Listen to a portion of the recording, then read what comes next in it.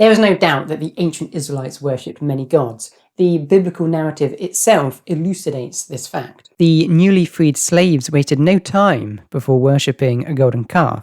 Later, they worshipped Baal and Asherah. The destruction of Jerusalem by the Babylonians, the Bible reports, was God's punishment for the Israelites' unfaithfulness. Even the Ten Commandments espouse henotheism, the veneration of one supreme deity, while tacitly acknowledging the existence of others. "You shall have no other gods before me," laments the divine, in a resigned and indirect admission that his chosen people will frequently stumble into the territory of polytheism. In contrast, Genesis 1 appears resolutely monotheistic. As we shall see, it even avoids certain words for fear of being construed polytheistically. However, this apparent monotheism is challenged by verse 26. "Then God said, 'Let us make humans in our image, according to our likeness.'" On the face of it, this may imply the presence of multiple divine entities, but more on that in a moment. Genesis 1 employs a unique vocabulary to build a monotheistic picture. On day 4, we are told that God created the greater light and the lesser light, as opposed to simply sun and moon.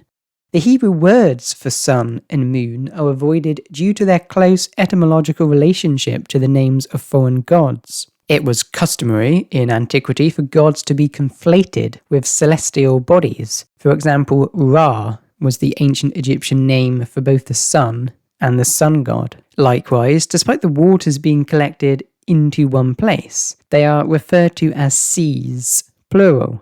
The Hebrew word for sea, singular, yam, shares its name with the ancient Canaanite god of the sea. In expounding the monotheistic theme of the poem, the author avoids using yam and prefers seas, yamim. The author does not want to imply in any way that God created other deities. Genesis 1 verse 21 curiously reports, "So God created the great sea monsters." The mention of such creatures may discomfort literalists, yet it could be a reference to the ancient Babylonian creation story, the Enuma Elish. According to this narrative, Marduk, the king of the gods, vanquishes the evil goddess Tiamat.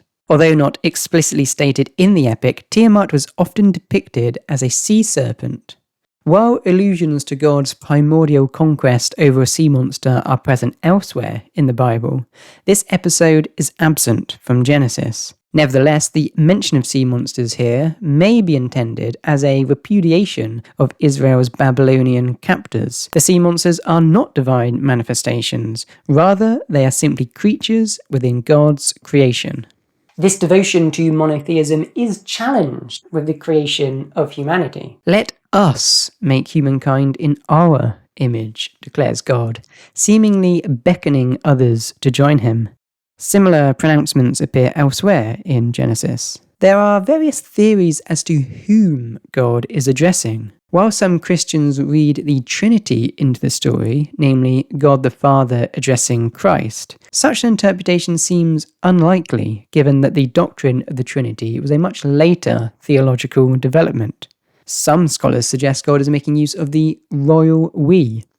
Others disagree due to such usage being poorly attested elsewhere in ancient Near Eastern texts. An alternative idea is that God is addressing his heavenly host. This is supported by passages elsewhere in the Bible that allude to a divine council. The precise nature of these divine beings remains ambiguous.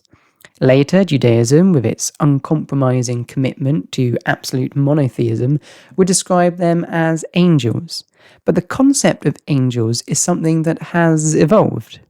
In earlier biblical passages, angels are simply manifestations of God, and there is no explicit mention of angels anywhere in the chapter. Perhaps what we have here is a remnant of ancient Israel's polytheistic beginnings. Perhaps the author's careful choice of vocabulary, as we saw earlier, is not in reverence to absolute monotheism, but merely to remove the legitimacy of pagan gods. In addition, despite the naturalization of these celestial bodies, the author can't resist personifying the sun and the moon. It is said they will rule over the day. and the night.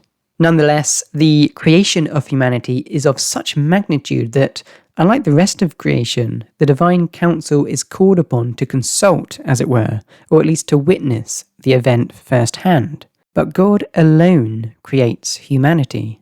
That the entities that make up God's heavenly host have only this restricted role suggests that, while being in some sense divine, they were not gods in their own right.